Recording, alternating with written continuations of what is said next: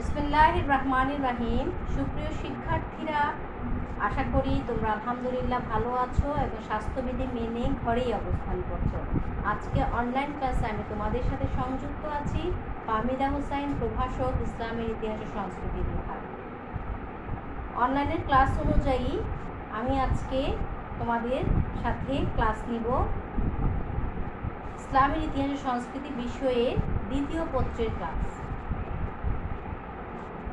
তাহলে আমরা তোমাদের আজ ক্লাসের ধারাবাহিকতা অনুযায়ী আজকে আমরা তোমাদের ক্লাসে যে পাঠদানটা করব, আমরা যে পাঠদানটা শুরু করব সেটা হচ্ছে সম্রাট আকবরের রাজপুত নীতি।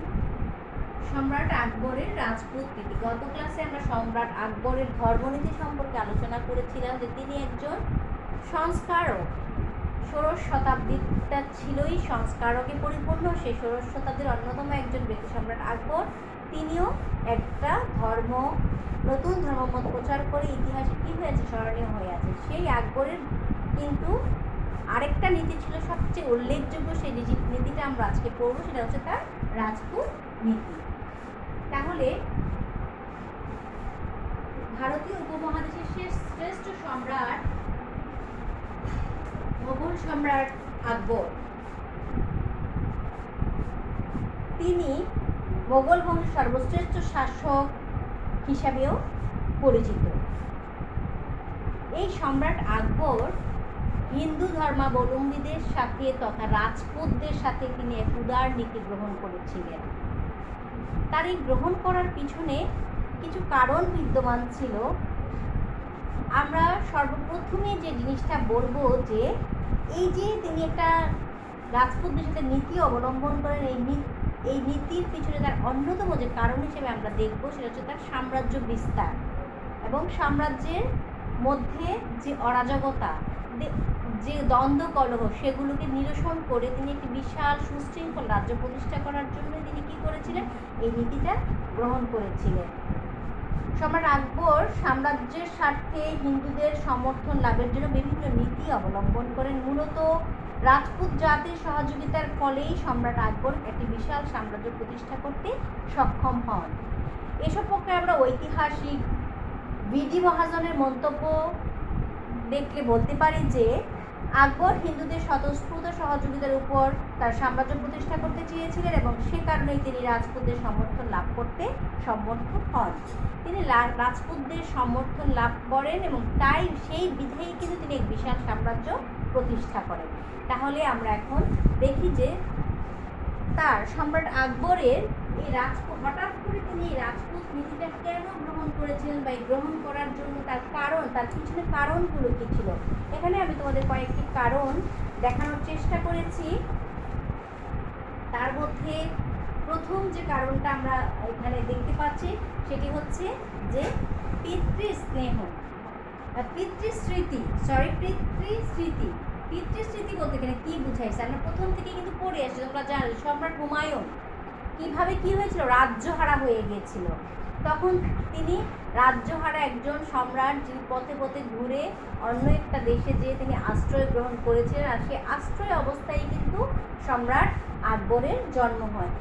তারপর তার কৈশোরকাল কিন্তু বিভিন্ন জায়গাতে বিভিন্ন জায়গার আশ্রয়ই কাটে। এই স্মৃতিগুলো কিন্তু তার মনের মধ্যে একদম স্পষ্ট হয়ে ছিল। তাহলে আকবরের পিতা হুমায়ুন শেরশাহর সাথে যুদ্ধে পরাজিত হয়ে ভারতবর্ষ হতে পলায়ন করার সময় সিন্ধুর অমরকোটে হিন্দু রাজা রানা প্রসাদের রাজ্যে আশ্রিত থাকাকালে আকবরের জন্ম হয়। তাই তিনি স্বভাবতই হিন্দুদের প্রতি কী ছিল, সহানুভূতিশীল ছিল। তিনি মনে করলেন তিনি যদি এই রাজপুতদের সাথে তার সম্পর্ক স্থাপন না করেন তাহলে এই পিতার এই দুঃসময় কিন্তু তারাই তাকে কী করেছিল, আশ্রয় দিয়েছিল এবং সহযোগিতা করেছিল। এই জন্যই তার এই স্মৃতিটা মানে তার অন্তরে অত্যন্ত উজ্জ্বলভাবে গেঁথেছিল। তারপর হচ্ছে তার পূর্বপুরুষ এবং গৃহশিক্ষকদের প্রভাব। তৈমুর বংশ ছিল উদার প্রকৃতির এবং ধর্মীয় ব্যাপারে আকবরের পূর্বপুরুষগণ উদার নীতির ধারক ছিলেন। তার পিতামাতাও ছিল উদার প্রকৃতির।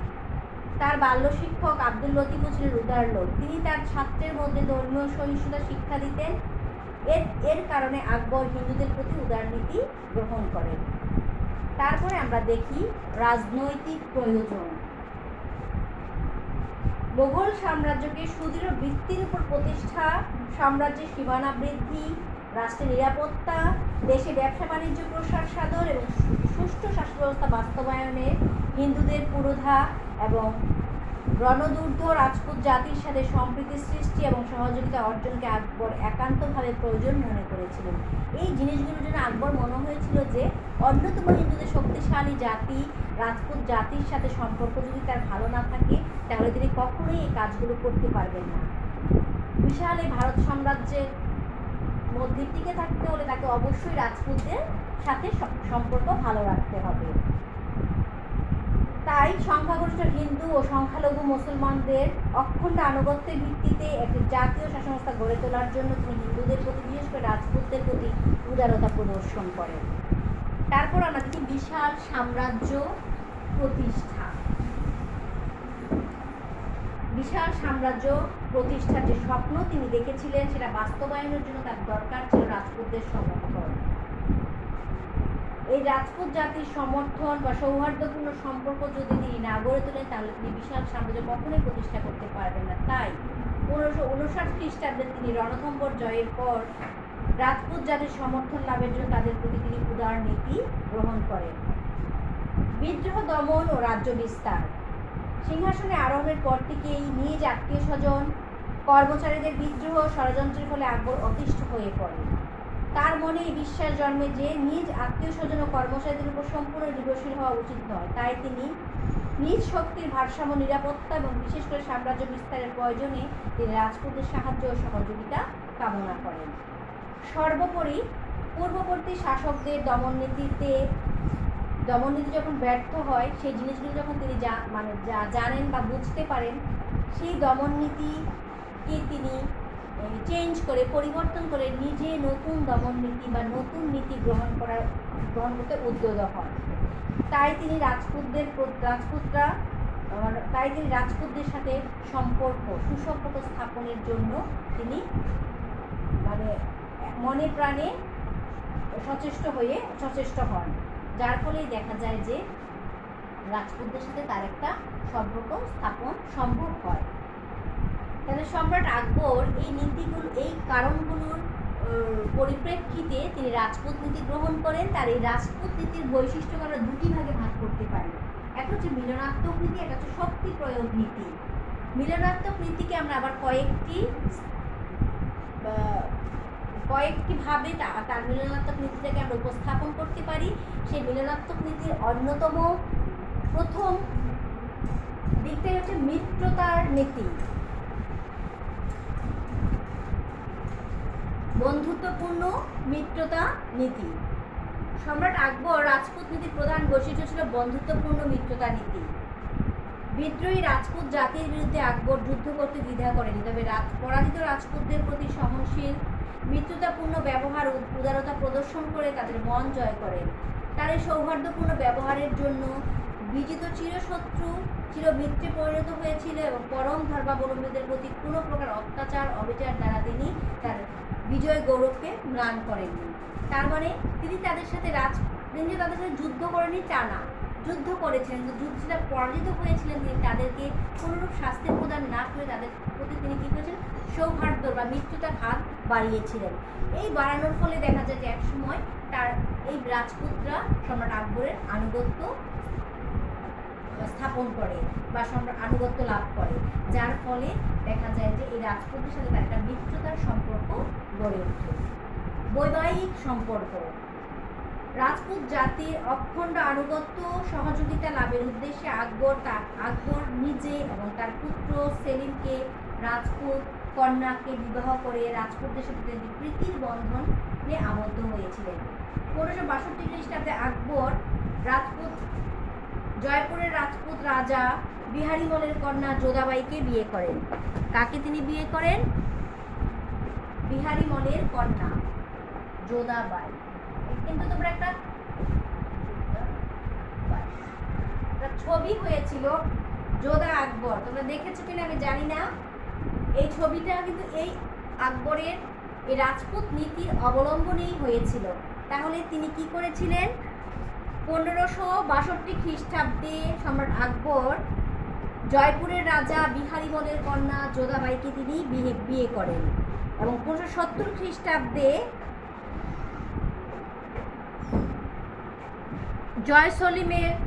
জয়সলিমের এবং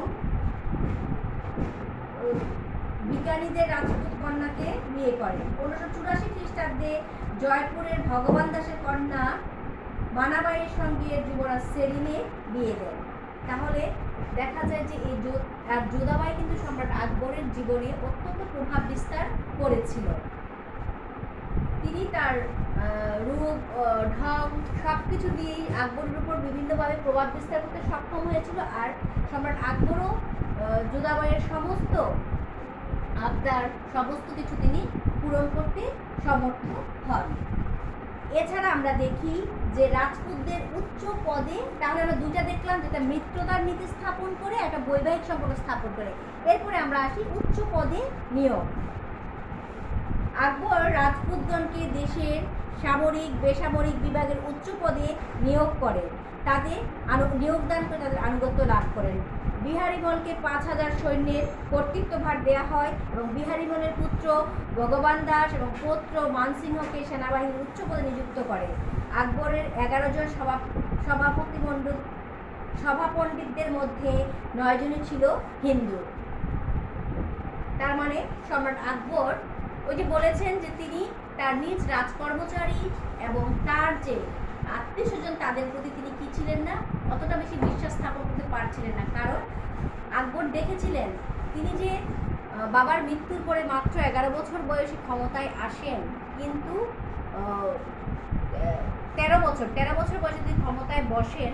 তারপরেই যখন সম্রাট আকবরের অভিভাবক ছিলেন বৈরাম খান, সেই বৈরাম খানের সময় তিনি দেখেছিলেন যে তার রাজ্যে কেমন প্রসাদ ষড়যন্ত্র শুরু হয়ে গিয়েছিল। আর তার মধ্যে ছিল তার ধাত্রীমাতা মহিমাঙ্গা, তারপর বৈরাম খান, তারা কি করছিল, সেগুলিতে উস্কানিমূলক মানে কাজ করে যাচ্ছিল। তিনি সেই জিনিসগুলো দেখেছিলেন বা বুঝতে পেরেছিলেন।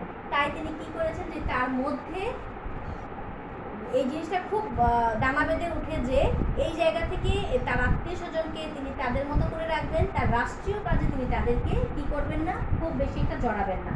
সেই জন্য তিনি কি করেছেন, আর তারও রাজপুতের সমর্থন দরকার ছিল। এই রাজপুতের সমর্থন জোগাড় করার জন্য এবং নিজের আত্মীয় স্বজনকে এবং পুরাতন রাজকর্মচারীদেরকে দূরে সরাবার জন্যই তিনি কি করেছিলেন, এই রাজপুত ব্যক্তিদেরকে বা হিন্দু কর্মচারীদেরকে তিনি উচ্চ পদে, রাজ্যের উচ্চ পদে নিয়োগ দেন। তার 21 জন সভামণ্ডলীর মধ্যে 9 জনই ছিল কে, হিন্দু রাজপুতদের মধ্যে ছিল।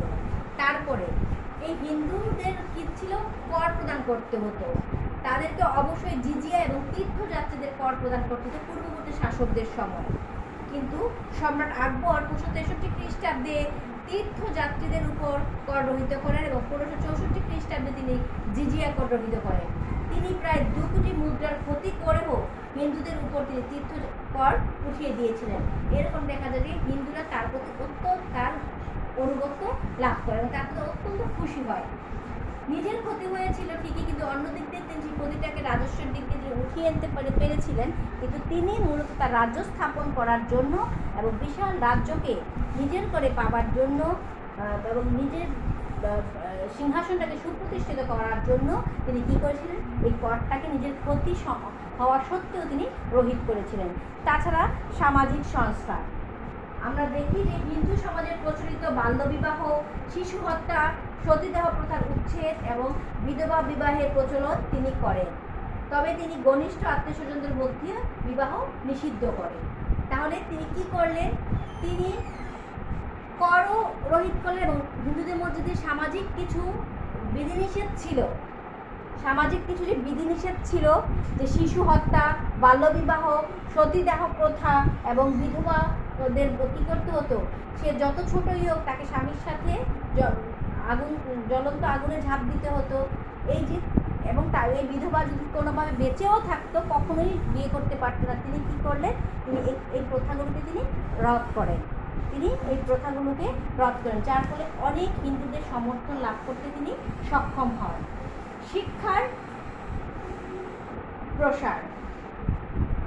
নিজে নিরক্ষর হলো আকবর ফতেপুরে একটি বিশ্ববিদ্যালয় স্থাপন করেন এবং স্ত্রী শিক্ষার ক্ষেত্রে তার আগ্রহের অভাব ছিল না। তিনি কিন্তু তার স্ত্রীদেরকে শিক্ষার ব্যাপারে উৎসাহ দিতেন। বিশেষ করে রাজপুত রমণী যিনি ছিলেন যোধাবাই, যাকে তিনি বিয়ে করেছেন, তিনি কিন্তু অস্ত্রবিদ্যায় পারদর্শী ছিলেন। তিনি খুব ভালো অস্ত্র চালাতে সক্ষম ছিলেন, একজন শিক্ষার আলো তার বলে, বা তিনি শিক্ষিত একজন রমণী ছিলেন। আমরা তারপর ধর্মীয় স্বাধীনতা। সম্রাট আকবর প্রথমে যুদ্ধবন্দীদের জোরপূর্বক ইসলাম গ্রহণ করাতে বাধ্য করেছিলেন, কিন্তু পরে সমস্ত প্রজাকে তিনি নিজস্ব ধর্ম পালন করার জন্য এবং বিবেক অনুযায়ী চলার স্বাধীনতা তিনি দান করেছিলেন। তিনি এই ধর্মীয় স্বাধীনতার জন্য তিনি দেখা যায় যে তার ঘরে তিনি যোধাবাইয়ের জন্য এক পাশে তিনি অবশ্যই মন্দির পূজার জন্য মন্দির স্থাপন করেন, আরেক পাশে তিনি নামাজের জন্য মসজিদ স্থাপন করেন। তিনি যেভাবে ধর্মীয় ইসলাম ধর্মের নীতিগুলোকে অনুসরণ করতেন, তেমনই তিনি হিন্দু ধর্মের বিভিন্ন পূজা পার্বণকে তিনি স্বাধীন অনুযায়ী পালন করার জন্য এবং নিজে সেগুলোর মধ্যে উপস্থিত থেকে সেগুলি পালন করতে উৎসাহ দান করতেন। তাহলে তিনি ছিলেন একজন পরম ধর্মসহিষ্ণু ব্যক্তি। অন্য ধর্মের প্রতি তার ছিল শ্রদ্ধা। ঠিক আছে, অন্য ধর্মের প্রতি তিনি কখনোই কাউকে জোর করে কোনো ধর্ম তিনি চাপিয়ে দেননি। তিনি নিজ ধর্মকে স্বাধীনভাবে পালন করার জন্য কী করেছিলেন? স্বাধীনতা দিয়েছিলেন। তারপরে আমরা দেখি যে হিন্দু ও মুসলমানদের মধ্যে ভ্রাতৃত্বপূর্ণ একটা সম্পর্ক স্থাপন হয়েছিল। মুসলমানদের ধর্মের আলোকে হিন্দু ও মুসলমান ধর্মের আলোকে তিনি কী করেছিলেন? দ্বীন-ই ইলাহি নামে নতুন ধর্ম প্রচার করেন। তিনি হিন্দুদের যে কোনো কাজে যোগদান করতেন, যেটা আমি একটু আগে বললাম, মন্দির, শিল্প সংস্কৃতি, ধর্মীয় অনুষ্ঠানেও যোগ দিতেন। তার এই অভূতপূর্ব সাফল্যের ফলে হিন্দু মুসলমানের মধ্যে দেখা যায় একটা প্রীতিপূর্ণ সম্পর্ক গড়ে ওঠে। তখন দেখা যায় যে রাজ্যের মধ্যে কোনো ধরনের যুদ্ধ বিগ্রহ, কোনো বিশৃঙ্খলা এগুলো আর থাকে না। সবার মধ্যে একটা সম্প্রীতির ভাব, একটা মিত্রতার ভাব, একটা ভ্রাতৃত্বপূর্ণ সম্পর্ক গড়ে ওঠে। পশু হত্যাকে তিনি নিয়ন্ত্রণ করেন। রাজপুত জাতির সহানুভূতি লাভের উদ্দেশ্যে জুম্মাবারে পশু জবাই প্রথা রহিত এবং নিজে মাংস ভক্ষণ পরিত্যাগ করেন। তিনি ক্ষুদ্র ক্ষুদ্র পাখি এবং বিশেষ করে গরু জবাই নিষিদ্ধ করেন। পরাজিত রাজপুতদের প্রতি উদারতা। যুদ্ধে জয়লাভের পর পরাজিত সৈন্যগণকে কৃতদাসে পরিণত করা হতো। সম্রাট আকবর চিতোর জয় করার সময় রাজপুত সেনাপতি জয়মল এবং পট বিপুল বিক্রমে যুদ্ধ করে পরাজিত হন। সম্রাট আকবর তাদের বীরত্বের প্রতি শ্রদ্ধা জ্ঞাপনের জন্য আগ্রা দুর্গের সম্মুখে জয়মল ও পটের মূর্তি স্থাপন করেন। এতে রাজপুতগণ সন্তুষ্ট হয়। স্মৃতির ভাষায় আকবরের ব্যবস্থা রাজপুতদের সন্তুষ্ট করতে সক্ষম হয় এবং তারা বাবরের কাছে পরাজয়ের আঘাত সহজেই ভুলে যায়। বাবর যে তাদেরকে গোলা বারুদের মাধ্যমে কী করেছিল? পরাজিত করতে সক্ষম হয়েছিল। সম্রাট আকবর সহজেই তাদেরকে ভালোবাসা দিয়ে সম্প্রীতির বন্ধনে আবদ্ধ করে তাদের সেই কষ্টটাকে তিনি ভুলাতে সক্ষম হয়েছিলেন।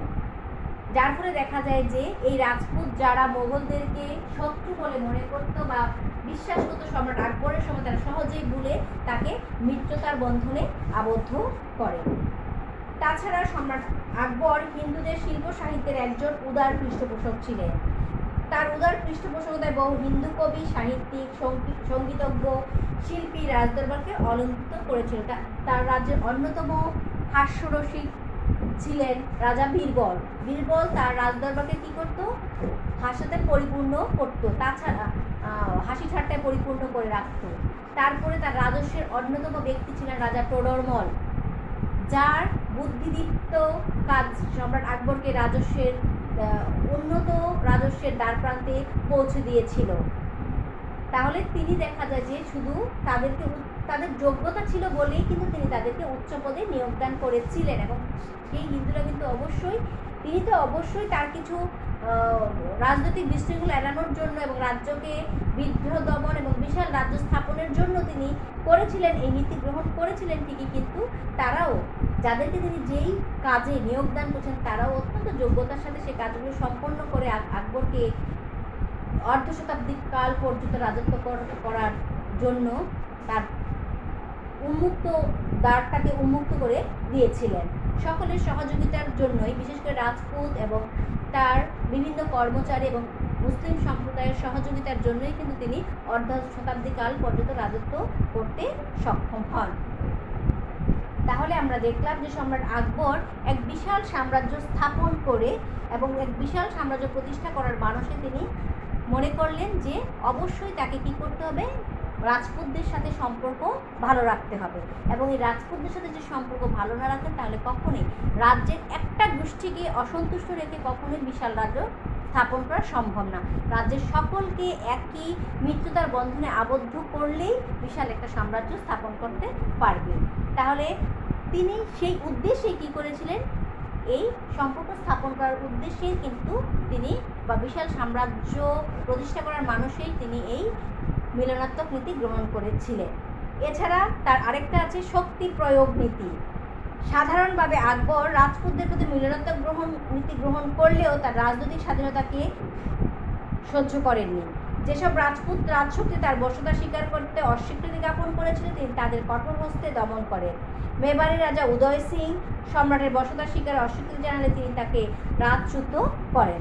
তাহলে যারা সম্রাট আকবরের রাজপুত নীতিতে রাজপুত নীতির বৈশিষ্ট্যে মিলনাত্মক নীতি গ্রহণ করেছিল, তিনি তাদের সাথে অবশ্যই সেই সম্পর্ক স্থাপন করতে সক্ষম হন এবং রাজ্যকে সুশৃঙ্খলার বন্ধনে আবদ্ধ করেন। কিন্তু যারা আপোষে বা মিত্রতার বন্ধনে তার নীতি গ্রহণ করেনি, তিনি তাদের প্রতি কী করেছিল, এই শক্তি প্রয়োগ নীতি করেছিল এবং এই শক্তি প্রয়োগ করে তিনি তাদেরকে শৃঙ্খলার বন্ধনে আবদ্ধ করতে সক্ষম হন। তার উদাহরণ হিসেবে আমরা বলতে পারি যে তিনি রাজপুত শক্তি, মেবারের রাজা উদয় সিং ছিল মেবারের রাজা। এই উদয় সিং সম্রাট আকবরের বশ্যতা স্বীকার করতে অবাধ্য ছিল, বশ্যতা স্বীকার করতে অস্বীকার করেছিল। এই উদয় সিংকে তিনি সম্রাট আকবর কি করেছিল, যুদ্ধের মাধ্যমে পরাজিত করে তাকে, উদয় সিংকে যুদ্ধের মাধ্যমে পরাজিত করে তাকে কি করেছিল, সম্রাটের বশ্যতা স্বীকার করতে বাধ্য করেছিল। তাহলে এই রাজপুত নীতির ফলাফল হিসেবে আমরা বলতে পারি যে তিনি কি করেছিলেন, এই ফলাফলে নবযুগের সূচনা করেছিল। কারণ পৃথিবীর ইতিহাসে কোনো শাসক এভাবে মিলনাত্মক নীতি গ্রহণ করে, শক্তি প্রয়োগ নীতি গ্রহণ করে কিন্তু কোন অন্য ধর্মাবলম্বীকে নিজেদের বশ্যতা স্বীকার করাতে পারেননি। কিন্তু সম্রাট আকবর সেটা করাতে পেরেছিলেন, যার ফলে দেখা যায় যে একটা নবযুগের সূচনা হয়েছিল। যে রাজপুতদের সঙ্গে মিলনাত্মক নীতি গ্রহণ করার ফলে মুসলিম শাসনের ইতিহাসে এক নবযুগের সূচনা হয়। এবং পরম শত্রু যারা ছিল, এই নীতির ফলে সম্রাট আকবরের সর্বাধিক দৃঢ় প্রতিজ্ঞ শত্রু রাজপুত জাতি তার অনুগত্যের কারণে বা তার মিলনাত্মক নীতির কারণে দেখা যায় যে মিত্রতে পরিণত হয়। পরম শত্রু দেখা যায় মিত্রতে পরিণত হয়। আর সম্রাট আকবর এই রাজপুত জাতির সহযোগিতার ফলেই এক সমগ্র উত্তর ভারতের বিশাল ভূখণ্ডের অধিপতি হতে পেরেছিলেন এবং অর্ধ শতাব্দী কাল পর্যন্ত রাজত্ব করতে সক্ষম হন। তাহলে আমরা দেখি যে সম্রাট আকবরের রাজত্বকাল ভারতের ইতিহাসে একটি গৌরবোজ্জ্বল যুগ। রাজপুত জাতি আকবরের রাজ্য জয় এবং রাজ্যের শাসন ব্যাপারে বিশাল ভূমিকা রাখতে সক্ষম হয়েছিল। আকবরের সামাজিক, সাংস্কৃতিক, সামরিক এবং অর্থনৈতিক উন্নতির অগ্রগতির ক্ষেত্রে রাজপুতদের যথেষ্ট অবদান ছিল। অনেক ঐতিহাসিক মনে করেন যে সম্রাট আকবর রাজপুতদেরকে এত বেশি পরিমাণে স্বাধীনতা দিয়েছিল যে যার ফলে তিনি কি করেছিল, মুসলিমদের প্রতি তিনি অবিচার করেছিল। কিন্তু না, তিনি সকলের সমন্বয়ে তিনি একটি রাজ্য প্রতিষ্ঠা করতে চেয়েছিলেন। ঐতিহাসিকদের এই সব উক্তিকে আমরা দ্ব্যর্থহীনভাবে সমালোচিত করে বলতে পারি যে সম্রাট, ঐতিহাসিক ল্যান্ডপুলের ভাষায় আমরা বলতে পারি যে সুদক্ষ হিন্দুদের নিযুক্ত করার ফলে আকবর শাসন ব্যবস্থা যথেষ্ট উন্নতি করতে পেরেছিল। অবশ্য এর ফলে ইসলাম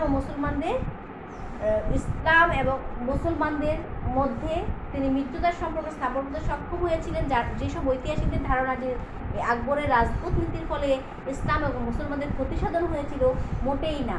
তিনি সকলের সহযোগিতার ফলে বিশাল রাজ্য প্রতিষ্ঠা করেছেন এবং সকলের সহযোগিতার জন্যই তিনি কী করেছিলেন, একটি সুন্দর, একটি সুশৃঙ্খল শাসন ব্যবস্থা তিনি এবং উন্নত শাসন ব্যবস্থা কায়েম করতে সক্ষম হয়েছিলেন। তাহলে সম্রাট আকবর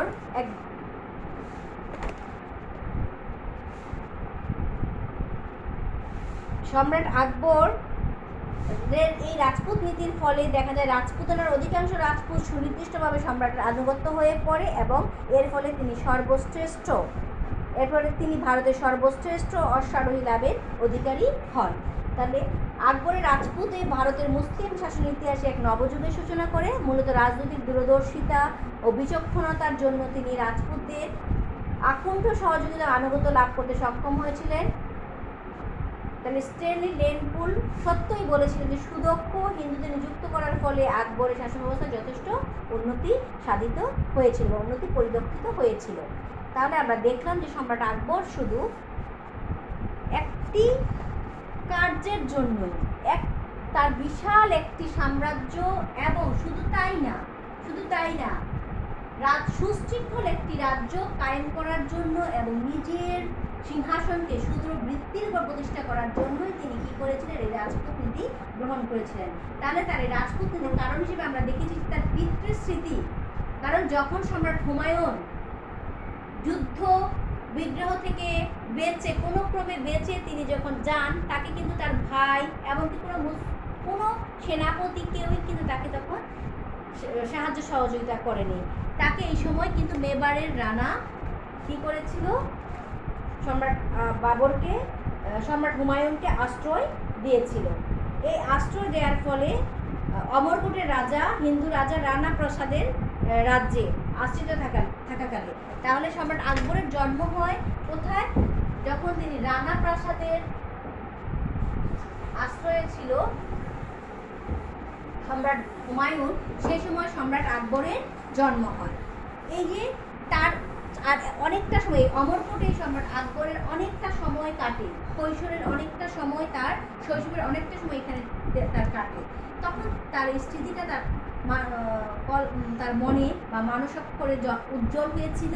এই জন্য তিনি চিন্তা করেছিলেন রাজপুতদের তার সহযোগিতা প্রয়োজন এবং রাজনৈতিক নীতির জন্য, তার রাজনৈতিক স্থিতিশীলতার জন্য তার রাজপুতদের সাথে সম্পর্ক স্থাপন প্রয়োজন। তার ভারতের এক বিশাল জনগোষ্ঠী ছিল হিন্দু জনগোষ্ঠী এবং তারা রাজপুত জনগোষ্ঠী। তারা কিন্তু অত্যন্ত সুদক্ষ এবং যুদ্ধবিদ্যে পারদর্শী ছিল। মূলত তাদের সাথে সঙ্গ যদি পায় তাহলে তিনি একটা বিশাল সাম্রাজ্য প্রতিষ্ঠা করতে পারবে এবং রাজ্যে যে প্রতিটা শাসককে বিদ্রোহ দমনের জন্য ব্যস্ত থাকতে হয় এবং বিভিন্ন জায়গায় রাজ্য বিস্তার করতে যাওয়ার পরে সে রাজ্যের বিশৃঙ্খলা শুরু হয়ে যায়, তিনি এইগুলোকে নিজের সুশৃঙ্খলার আবদ্ধ করতে পারবেন বিশ্বাস ছিল তার। এই জন্যই তিনি এই রাজপুতদের সাথে নীতি গ্রহণ করেছিলেন। এই রাজপুত নীতির দুটা বৈশিষ্ট্য ছিল, একটা মিলনাত্মক নীতি, এটা হচ্ছে শক্তি প্রয়োগ নীতি। মিলনাত্মক নীতিকে আমরা আবার কয়েকটি ভাবে দেখিয়েছি। তার মধ্যে হচ্ছে যেমন মিত্রতার নীতি, তিনি যেসব যুদ্ধে যারা পরাজিত হতো তাদের প্রতি তিনি কী করতেন, তাদের শাস্তির পরিবর্তে তিনি তাদের সাথে মিত্রতার বন্ধনে আবদ্ধ হতেন এবং তিনি তাদের সাথে বন্ধুত্বপূর্ণ সম্পর্ক গড়ে তোলেন। তাছাড়া তিনি বৈবাহিক সম্পর্ক স্থাপন করতেন, নিজেও রাজপুত রমণীদেরকে বিয়ে করেন এবং নিজের ছেলে যুবরাজ সেলিমকে তিনি রাজপুত রমণীকে বিয়ে করান। তার রাজপুত বিহারীমলের কন্যা যোধাবাইয়ের সাথে তার বিয়ে হয় এবং যোধাবাই তার জীবনে অনেকটাই প্রভাব বিস্তার করতে সক্ষম হয়। তিনি হিন্দু রাজপুতদেরকে উচ্চ পদে নিয়োগ দান করেন। তিনি দেখলেন যখন রাজ্যে প্রসাদ ষড়যন্ত্র শুরু হয় তখন তার মধ্যে যুক্ত ছিল তার পরিবার পরিজনের সদস্য, তার আত্মীয় স্বজনরা এবং রাজ্যের প্রভাবশালী কর্মচারীরা। তিনি তাই তাদের উপর বিশ্বাস রাখতে পারছিলেন না। তিনি পরবর্তীতে তাদের কোনো জায়গায় পরিবর্তন করে তিনি সেখানে যারা কি ছিল যোগ্য হিন্দু রাজপুত যারা ছিল তাদেরকে তিনি উচ্চ পদে নিয়োগ দান করেন। তাছাড়া তিনি কর রহিত করেন, যার মধ্যে অন্যতম ছিল জিজিয়া ও তীর্থ যাত্রীদের কর। যাত্রীদের একটা কর ধরা হতো, সেই করটাকে তিনি রহিত করেন। এতে দেখা যায় যে তার এক বিশাল পরিমাণ রাজস্বের ক্ষতি হয়, তারপরেও তিনি এই জিজিয়া ও তীর্থযাত্রীদের কর রহিত করে বিশাল এক হিন্দু সম্রাটের সমর্থন লাভ করতে সক্ষম হন। তিনি সামাজিক সংস্কারের মধ্যে শিশু হত্যা, তারপরে হচ্ছে নরবলিদান, তারপরে বিধবা বিবাহ, বাল্য বিবাহ এবং সতীদাহ প্রথাকে তিনি বন্ধ করেন, যার ফলে দেখা যায় যে হিন্দুদের আকণ্ঠ সমর্থন লাভ করতে তিনি সমর্থ হয়। এছাড়া তিনি হিন্দু এবং এর ফলে যে হিন্দু এবং মুসলমানদের মধ্যে একটি ভ্রাতৃত্বপূর্ণ সম্পর্ক, তিনি নিজে হিন্দুদের পূজা পার্বণে যেতেন এবং তাদেরকে সেগুলো স্বাধীনভাবে করার জন্য তিনি কী করতেন, উদ্বুদ্ধ করতেন। তিনি মুসলিম ইসলামের ধর্মীয় অনুশাসনগুলো তিনি অক্ষরে অক্ষরে পালন করতেন এবং সেগুলো করার জন্য তিনি ইসলাম ধর্মাবলম্বীদের প্রতি তিনি উৎসাহ প্রদান করতেন, যার ফলে দেখা যায় যে রাজ্যে এক নতুন নবযুগের সূচনা হয়। তিনি পশু হত্যাকে নিয়ন্ত্রণ করেন, তিনি কিছু বারে তিনি পশু হত্যাকে নিষিদ্ধ করেন। তা এর ফলে দেখা যায় যে অনেক ঐতিহাসিক এই জন্য বলে যে সম্রাট আকবরের এই উদার নীতির ফলে, উদার রাজপুত নীতির ফলে মুসলমানদের অনেক ক্ষতি সাধনে, আসলে তিনি তা না, তিনি সকলের সমন্বয়ে তিনি একটি রাজ্য প্রতিষ্ঠা করতে সক্ষম হয়েছিলেন, যার ফলে দেখা যায় যে ফলাফল হিসেবে এক নবযুগের সূচনা এবং বিশাল সাম্রাজ্য প্রতিষ্ঠা করে তিনি দীর্ঘদিন কার্য পরিচালনা করে অর্ধ শতাব্দী কাল পর্যন্ত তিনি রাজ্য শাসন করতে সক্ষম হন। ঠিক আছে, এবং তিনি শক্তি প্রয়োগ নীতিতেও তিনি উদয় সিংকে তিনি কি করেন, যুদ্ধের মাধ্যমে পরাজিত করে তিনি তার আনুগত্য প্রকাশে বাধ্য করেন। ঠিক আছে, এই ছিল সম্রাট আকবরের রাজপুত নীতি। তোমরা সুন্দর করে এটা পড়বে এবং লেকচারটা শুনে তারপর পড়বে, দেখবে যে তোমাদের পড়াটা হয়ে গিয়েছে। তাহলে তোমরা সবাই ভালো থাকবে এই আশাবাদ, এবং ভালো করে বাসায় পড়াশোনা করবে এই আশাবাদ ব্যক্ত করে আজকে আমি আমার ক্লাস এখানেই শেষ করছি। Thank you all.